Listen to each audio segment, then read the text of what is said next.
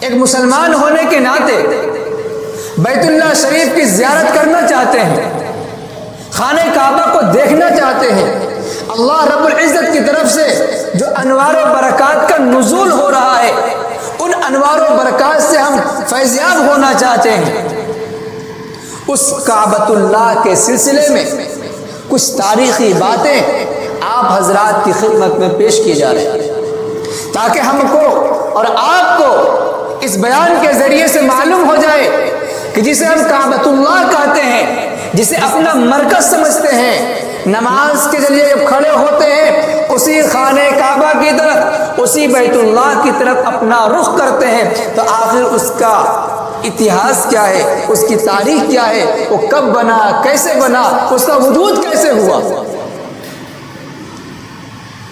میرے محترم بزرگوں اور دوستوں، ایک ہے بیت المعمور اور ایک ہے بیت اللہ۔ ساتوں آسمان کے اوپر، اللہ کے عرش کے نیچے ایک ہے بیت المعمور جسے فرشتے روزانہ طواف کرتے ہیں، وہ فرشتوں کے طواف کے لیے بنایا گیا ہے بیت المعمور۔ اب اندازہ لگائیں کہ فرشتوں کی تعداد کیا ہوگی۔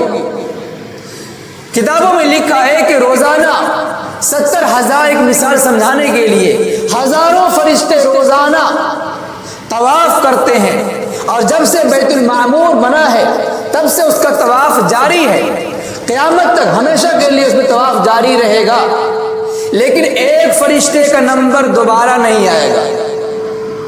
ایک فرشتہ جو ایک مرتبہ طواف کر چکا ہے اس کا کبھی بھی دوبارہ نمبر نہیں آئے گا۔ آج دیکھیں دنیا میں جو کعبہ شریف ہے، لوگ حج کرنے کے لیے جاتے ہیں، 40-50 لاکھ کا مجمع ہوتا ہے، لیکن آپ کو ایسے لوگ بے شمار مل جائیں گے جنہوں نے بار بار حج کیا ہے۔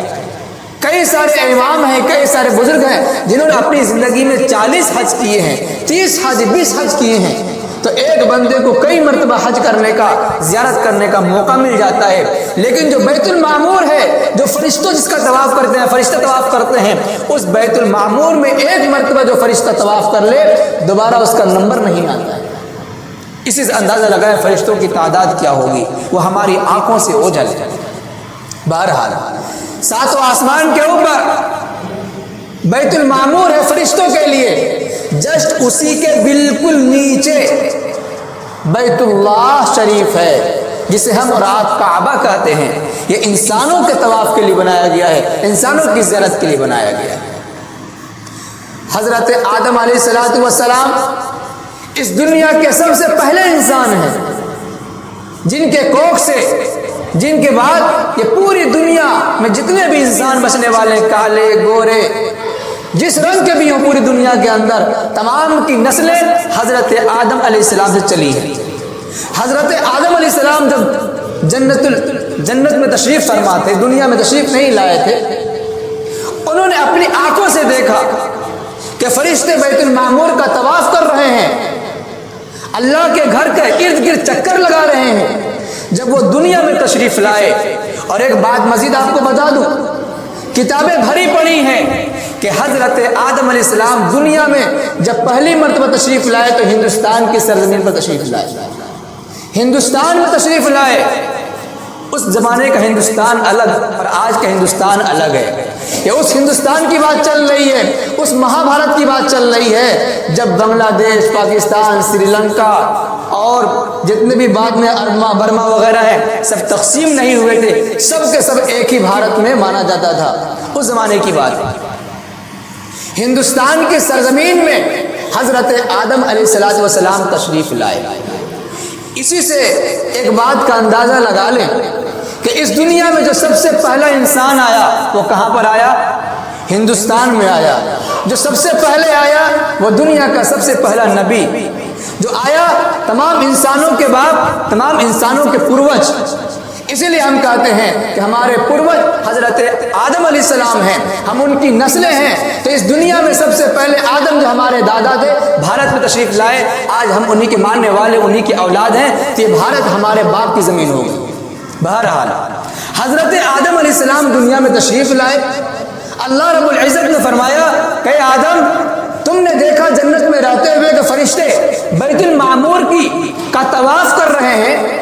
لہذا تم بھی اس دنیا میں بیت اللہ بناؤ، کعبۃ اللہ بناؤ اور اس کا طواف کرو۔ حضرت آدم علیہ السلام نے پوچھا کیسے کریں؟ چنانچہ روایات میں مختلف باتیں لکھی ہوئی ہیں، بہت طرح کے الفاظ موجود ہیں۔ ایک بات یہ کہ دنیا بننے سے تقریباً 2000 سال پہلے دنیا میں جو زمین بنی ہوئی ہے، اس زمین کے بننے سے 2000 سال پہلے ہی اللہ پاک نے فرشتوں کے ذریعے کعبۃ اللہ کے جو 4 دیواریں، 4 ستون، 4 پیلر ہوتے ہیں، ان پیلروں کی بنیاد ڈلوا دی تھی، اور فرشتے اوپر سے لے کر نیچے تک 7 زمین تک انہوں نے کھدائی کی اور جنتی پتھر نصب کیے گئے۔ جنتی پتھر نصب کیے جانے کے بعد حضرت جبرائیل علیہ السلام نے حضرت آدم علیہ السلام کو راستہ دکھایا کہ یہاں پر فرشتوں نے بیت اللہ کی تعمیر کی ہے، جو کہ بیت المعمور کے بالکل ٹھیک برابر ہے۔ اوپر بیت المعمور ہے 7 آسمان پر، اور 7 زمین کے اوپر بیت اللہ ہے۔ یہاں پر بنیاد ہے، آپ اسی پر عمارت تعمیر کیجیے۔ حضرت آدم علیہ السلام نے اس پر تعمیر کی اور کعبۃ اللہ شریف تیار۔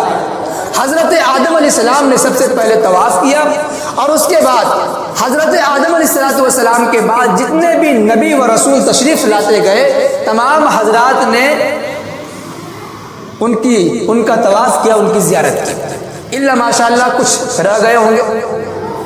کتابوں میں لکھا ہے، حدیث کی کتابوں میں لکھا ہے، مفسرین نے بھی وضاحت کی ہے کہ حضرت آدم علیہ السلام جب ہندوستان میں تشریف لائے، کعبۃ اللہ بنانے کا حکم دیا گیا تو ہندوستان سے 40 مرتبہ حج کیا۔ کتنا حج کیا؟ 40 مرتبہ، اور وہ بھی پیدل حج کیا۔ حضرت آدم علیہ السلام اس دنیا میں 1000 سال زندہ رہے، ان کی عمر تھی 1000 سال، جس میں سے 40 مرتبہ ہندوستان سے پیدل چل کر کے مکہ شریف پہنچے ہیں اور طواف کیا ہے، حج ادا کیا ہے۔ کتابوں میں لکھا ہے کہ حضرت آدم علیہ السلام لمبے انسان تھے، قدم لمبے لمبے پڑا کرتے تھے۔ کتابوں میں بات صراحت کے ساتھ لکھی ہوئی ہے کہ حضرت آدم علیہ السلام جب پیدل چلا کرتے تھے تو ایک پیر یہاں، دوسرا پیر وہاں، مثال کے طور پر جہاں جہاں حضرت آدم علیہ السلام جو ہمارے پروج ہیں، باپ دادا ہیں، جہاں پر ان کا قدم پڑتا تھا وہاں پر آج کوئی نہ کوئی آبادی پڑی ہوئی ہے، کہیں پر آبادی ہے، کہیں پر نہریں بنی ہوئی ہیں، اور جو دونوں پیر کے بیچ کا جو فاصلہ ہے ان فاصلوں میں جنگلات پیدا ہوئے۔ یہ کتاب کی باتیں ہیں، ہم اپنی طرف سے کچھ نہیں کر رہے۔ حضرت آدم علیہ السلام کا ایک پیر اور دوسرا پیر، جہاں جہاں بھی حضرت آدم علیہ السلام کا پیر پڑا ہے وہاں پر انسانیت بسی ہے، بلکہ آبادی پھیلتی چلی گئی ہے، نہریں پیدا ہوتی چلی گئی ہیں، اور دونوں پیروں کے بیچ جنگلات۔ بہرحال حضرت آدم علیہ السلام کے بعد شیش علیہ السلام، ادریس علیہ السلام وغیرہ تشریف لاتے رہے۔ حضرت نوح علیہ السلام تک وہ کعبۃ اللہ شریف اپنی حالت پر موجود تھا، اور اس زمانے میں جتنے بھی اولیاء، اتقیاء، انبیاء، رسول تشریف لاتے گئے تمام نے حج کیا، اس کی زیارت کی، اور زیارت کرنے کو باعث ثواب سمجھتے تھے۔ حضرت نوح علیہ السلام جہاں سے دوسری مرتبہ انسانیت کی نسلیں پلی ہیں، پھولی ہیں، بڑی ہیں، حضرت نوح علیہ السلام بھی اس سرزمین پر 1000 سال کم و بیش زندہ رہے، تقریباً 950 سال اپنی امت کو ایک اللہ کو ماننے کی دعوت دیتے رہے۔ یہ ایک تفصیل ہے کہ حضرت شیش علیہ السلام کے جانے کے بعد دنیا میں پھر سے گمراہیاں پیدا ہوتی چلی گئی، شرک و کفر کا دور دورہ ہوتا چلا گیا۔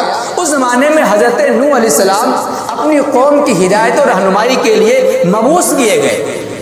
950 سال قرآن کریم میں تذکرہ موجود ہے، 950 سال دین کی باتیں بتاتے رہے، ایک اللہ کی عبادت پر ابھارتے رہے، بلاتے رہے، لیکن آپ کی قوم نہیں مانی۔ 70، 80، 90 اتنے افراد مسلمان بنے، ان کی بات پر ایمان لائے، باقی پوری دنیا میں کفر، ضلالت، شرک بھرا ہوا تھا، ماننے کے لیے تیار نہیں تھے۔ اس زمانے میں اللہ پاک سے حضرت نوح علیہ السلام نے عذاب کی دعا مانگی، چنانچہ ایسا عذاب آیا، طوفانی عذاب، بارش کا عذاب، کہ حکم ہوا کہ زمین سے پانی ابلنا شروع ہو گیا اور آسمان سے پانی برسنا شروع ہو گیا، اوپر سے بھی پانی، نیچے سے بھی پانی، پوری دنیا میں پانی بھر گیا۔ اس زمانے میں جتنی بھی بلڈنگیں تھیں، جتنی بھی عمارتیں تھیں، جتنے بھی کچے پکے مکانات تھے، وہ تمام کے تمام بہہ گئے، ختم ہو گئے، ان کا نام و نشان مٹ گیا۔ اسی زمانے میں اللہ رب العزت نے یہ نظام فرمایا کہ کعبہ شریف کے جو اوپر کی دیواریں تھیں، وہ جس کی وجہ سے بعد میں آنے والی نسلوں کے لیے خانہ کعبہ کا نام و نشان مٹ گیا۔ خانہ کعبہ اس زمانے میں جو لوگ آتے گئے، یہ کہہ سکتے ہیں کہ ان لوگوں نے زیارت نہیں کی ہوگی۔ حضرت نوح علیہ السلام سے لے کر کے حضرت ابراہیم علیہ السلام کے بیچ میں جو لوگ آئے، ان لوگوں نے بیت اللہ کا طواف نہ کیا ہوگا۔ لیکن پھر دور آتا ہے حضرت ابراہیم علیہ السلام کا، جن کا تذکرہ انشاءاللہ پورے مہینے چلتا رہے گا۔ قربانی، حج، ان تمام میں انہی کے واقعات بھرے ہوئے ہیں۔ انشاءاللہ پورا مہینہ، 1.5 مہینہ انہی کا تذکرہ ہوتا رہے گا۔ حضرت ابراہیم علیہ السلام وہ شخصیت ہے، ایسی برگزیدہ شخصیت ہے کہ 1,24,000 کم و بیش، کتنے؟ 1,24,000 کم و بیش دنیا میں نبی اور رسول انسانوں کی رہنمائی اور ہدایت کے لیے تشریف لائے۔ عقیدہ ہے نا ہم لوگوں کا کہ اللہ کی طرف سے کم و بیش 1,24,000 نبی اور رسول آئے۔ ان میں سے اگر 10 کو چھوڑ دیں، ہم صرف 10 نبی اور رسول کو چھوڑ دیں، ان کے علاوہ جتنے بھی نبی رسول ہیں 1,24,000 میں، وہ تمام کے تمام انہی کے نسل سے ہیں، انہی کے اولاد سے۔ تو تمام نبیوں کے باپ بھی ہو گئے، اتنی بڑی شخصیت ہے۔ ان کا دور آیا، اللہ رب العزت نے حکم دیا ان کو، یہ پہلے ملک عراق میں رہا کرتے تھے، حکم ہوا کہ بیت اللہ شریف کی تعمیر کی جائے۔ چنانچہ حضرت ابراہیم علیہ السلام مکہ شریف آئے، حضرت جبرائیل علیہ السلام بھی تشریف لائے، انہوں نے پر مارا، پر مارنے کے بعد زمین کا وہ حصہ کھل گیا جہاں پر حضرت آدم علیہ السلام کے زمانے میں بنیاد کھڑی تھی، اور جس بنیاد پر، جس پیلر پہ خانہ کعبہ کو تعمیر کیا گیا تھا، وہ نمودار ہو گیا۔ اس کے بعد حضرت ابراہیم علیہ السلام اپنے بیٹے حضرت اسماعیل علیہ السلام کے ساتھ مل کر کے خانہ کعبہ کی تعمیر کرتے ہوئے گھر نما بنا دیا، کوٹری نما بنا دیا، جسے بیت اللہ کہا جاتا ہے، خانہ کعبہ کہا جاتا ہے۔ آج بھی تصویریں دیکھ لیجئے، چھوٹا سا کمرہ نما ہے، باقی اس کے ارد گرد جو مسجد بنی ہوئی ہے وہ ہے مسجد حرام، وہ خانہ کعبہ نہیں ہے۔ خانہ کعبہ وہ ایک کوٹری سا حصہ ہے جس پہ کالے رنگ کا غلاف، کالے رنگ کا کپڑا لگا ہوا ہے، وہی ہے بیت اللہ، وہی ہے خانہ کعبہ۔ اس کے ارد گرد جو لاکھوں لوگ نماز پڑھنے کے لیے جو جگہ بنائی گئی ہے، اس کا نام ہے مسجد حرام، وہ خانہ کعبہ نہیں ہے۔ خانہ کعبہ مسجد حرام کے بیچ میں۔ اس کے بعد پھر حج کا سلسلہ شروع ہو گیا اور تمام نبی و رسول حج کرتے چلے گئے۔ قرآن کریم نے اسی کو فرمایا ہے، وَإِذْ يَرْفَعُ إِبْرَاهِيمُ الْقَوَاعِدَ مِنَ الْبَيْتِ وَإِسْمَاعِيلُ، کہ اس وقت کو یاد کیجئے جب حضرت ابراہیم علیہ السلام اور حضرت اسماعیل یعنی دونوں باپ بیٹے مل کر کے خانہ کعبہ کی دیواریں قائم کر رہے تھے۔ یرفع ابراہیم القواعد، قواعد یہاں پر تفسیر کرتے ہوئے علماء مفسرین نے لکھا ہے کہ قواعد کا لفظ استعمال اس لیے کیا گیا کہ بنیاد پہلے سے موجود تھی، بنیاد ان حضرات نے نہیں ڈالی تھی۔ آپ نے سن لیا کہ فرشتوں نے بنیاد ڈالی تھی، اسی بنیاد پر تعمیر حضرت آدم علیہ السلام نے کیا تھا، طوفان نوح میں ڈوب گیا تھا، ختم ہو گیا۔ جو بنیاد باقی تھی 7ویں زمین سے لے کر کے اوپر تک، اسی بنیاد پر، اسی پیلر پہ دوبارہ تعمیر کی گئی، اور اس کے بعد سے آج جو ہمارے پاس شکل موجود ہے اسی اعتبار سے چلتا ہوا آ رہا ہے۔ اور کئی مرتبہ خانہ کعبہ کو تعمیر کیا گیا، تقریباً 5 مرتبہ، جب سے دنیا بنی ہے تب سے لے کر اب تک تقریباً 5 مرتبہ خانہ کعبہ کی تعمیر ہوئی ہے۔ ایک مرتبہ پیارے آقا صلی اللہ علیہ وسلم کے زمانے میں بھی تعمیر ہوئی ہے، جب بہت پرانا ہو جانے کی وجہ سے بارش ہوتی تھی، پانی گھس جایا کرتا تھا، دیوار خراب ہو گئی تھی۔ نبی بننے سے تقریباً 5 سالوں پہلے، جس کا واقعہ انشاءاللہ پھر سناؤں گا کبھی، تعمیر کی گئی ہے۔ اس کے بعد پھر حجاج بن یوسف کے زمانے میں، عبداللہ بن زبیر کے زمانے میں، ان حضرات کے زمانے میں خانہ کعبہ تعمیر کیا گیا۔ اور ابھی جو موجودہ شکل ہے، حجاج ابن یوسف ایک مسلم حکمران تھا تو ان کے زمانے میں بنا ہوا ہے۔ آج جو نقشہ ہے، آج جو تعمیر ہے، بالکل اسی نقشے پر قائم ہے، اور خدا جانے کب تک وہ قائم رکھے۔ ہم اور آپ دعا کریں کہ اللہ پاک قیامت تک کے لیے اسے اپنی حالت پر باقی رکھے۔